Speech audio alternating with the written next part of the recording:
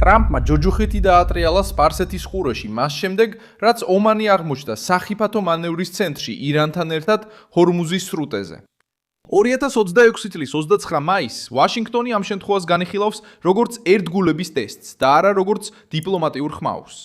მოკავშირე, რომელიც უნდა დახმარებოდა თავისუფალი გადაადგილების შენარჩუნებაში, თეირანთან შევიდა მოლაპარაკებებში ნავიგაციაზე, გადასახადებებზე და სასიცოცხლო მნიშვნელობის მარშრუტის კონტროლზე. და ტრამპმა უპასუხა საჯარო ზეწოლით, სანქციების მუხარით და პირდაპირ სამხედრო გზავნილით. ირანს სურდა კრიზისი პოლიტიკურ გადასახადად ექცია. ომანმა ამ საუბრისთვის სივრცე გახსნა. ტრამპმა ორივეს გაფრთხილება მისცა. რასაც ყოფდა ომანი? რატომ ჩაერთო თეირანი ამ თამაში და რა გიჟურ პასუხს აგზავნის ტრამპი უკვე ამ წუთებში? ახლავე ყველაფერს გეტყვი. თუ მოგწონს ასეთი პირდაპირი და უშუალო კონტენტი, გამოიწერე არხი, რადგან აქ ასეთი ვიდეოები ყოველდღე გამოდის.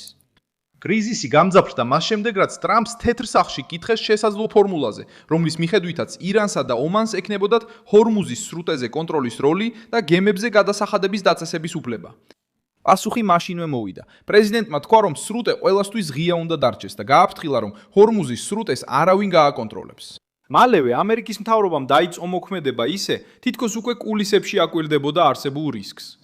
ომანი ამერიკის შეერთებული შტატების ისტორიული პარტნიორია. ვაშინგტონთან ურთიერთობა 2 საუკუნეზე მეტი აქვს და ყოველთვის ცდილობდა, რომ სპარსეთის ყურეში თავშეკავებული შუამავლის იმიჯი შეექმნა. მაგრამ შუამავლობასაც აქვს საზღვარი. როდესაც მოკავშირე იწყებს ირანის რეჟიმთან ზედმეტად დაახლოებას კრიზისის დროს, ჰორმუზის სრუტის გავლაზე მსჯელობს. მაშინ როცა თეირანი ცდილობს დაძაბულობისგან სარგებელი მიიღოს, თეთრი სახლი ამას მტრისთვის გახსნილ შესაძლებლობად ავიქვამს. ომანი და ირანი უკვე ოფიციალურად საუბრობდნენ სრუტეში გადაადგილების უზრუნველყოფის ვარიანტებზე. საჯარო არგუმენტი იყო გემების გადაადგილების ორგანიზება რეგიონული კრიზისის ფონზე.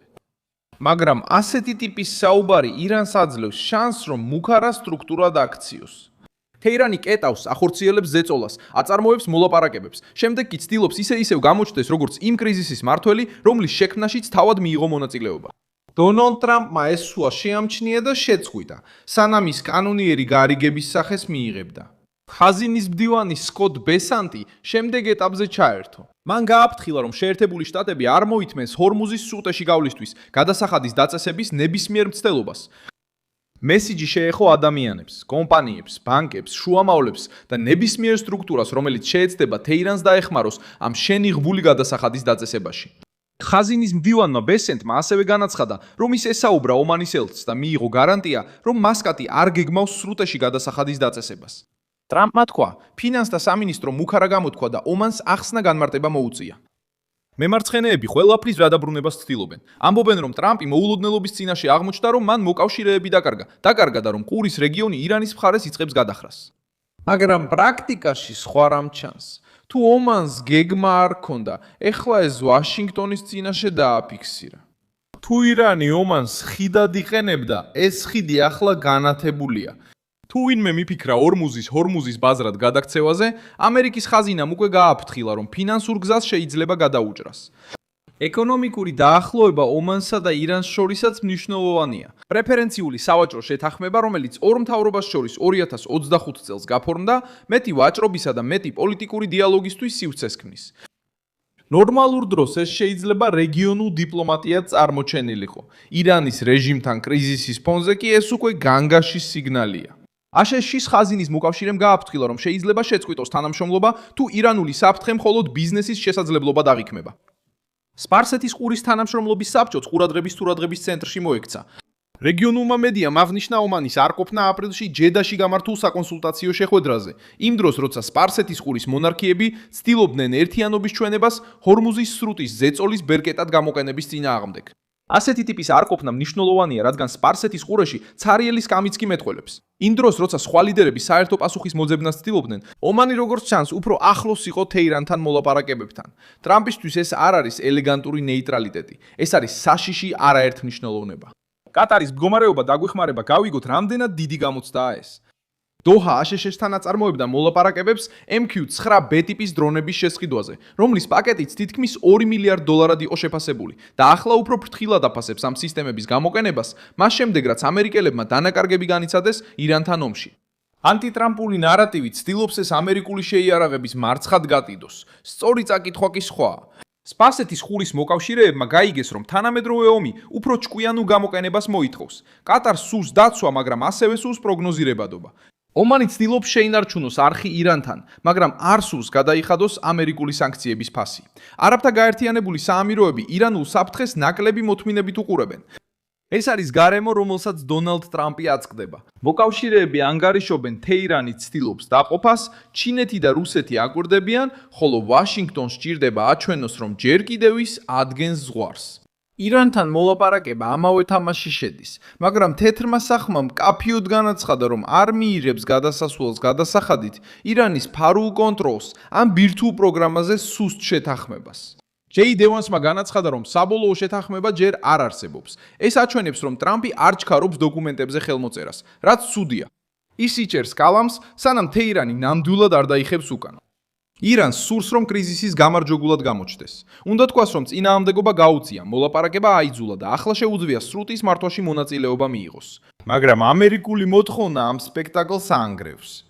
თუ სრუტე ხელახლა გაიხსნება გადასახადის გარეშე, ირანული კონტროლის გარეშე და ამერიკული მეთვალყურეობით, თეირანი დაკარგავს მთავარ პოლიტიკურ იარაღს, რომლის შექმნასაც ცდილობდა. თუ ომანი უარს იტყვის გადასახადის დაწესებაზე, ირანის რეჟიმი დაკარგავს სასარგებლო მოკავშირეს ამ თამაშის ყველაზე მგრძნობიარე ნაწილში. სწორედ აქ უნდა გავიგოთ ტრამპის ხმამაღალი განცხადებები. ის მუქარას სპონტანურად არ გამოთქვამდა. მან ხარჯი იქ დააწესა, სადაც ადრე მხოლოდ ლაპარაკი იყო. ლაპარაკი იყო, ხაზინის სანქცია დეტალი არ არის. ბანკები ჩერდებიან, კომპანიები უკან იხევენ, შუამავლები ქრებიან და პატარა მთავრობები ორჯერ ფიქრობენ, სანამ რამეს მოაწერენ ხელს, რაც ვაშინგტონს გააღიზიანებს. ტრამპმა იცის, რომ სპარსეთის ხურეში სუსტი ფრაზა შანტაჟის მოწვევად იქცევა. ამ რეაქციის ახსნაში ამერიკის შეერთებული შტატების ისტორია გვეხმარება. მე-19 საუკუნის დასაწყისიდან, როცა ვაშინგტონი ხმელთაშუა ზღვაში ბერბერ მეკობრეებს ებრძოდა, ამერიკელთა ლოგიკა იძულებითი გადასახადის წინააღმდეგ ზღვაზე ძველია. თავისუფალი ნავიგაცია ვერ უნდა გადაიქცეს გადასახადად მათთვის, ვინც სავაჭრო მარშრუტს ემუქრება. დღევანდელი სიტუაცია სხვაა, მაგრამ პოლიტიკური ლოგიკა მსგავსია. როდესაც ძალა ცდილობს გადასასვლელად ფულის ამოვებას შიშის, გემისა და სამხედრო ზეწოლის გამოყენებით, შეერთებული შტატები პასუხობს, რათა არ დაუშვოს ამ პრეცედენტის გავრცელება. ბოლოდროინდელი მაგალითი სამხრეთ ჩინეთის ზღვისაც გაფრთხილებად გვევლინება.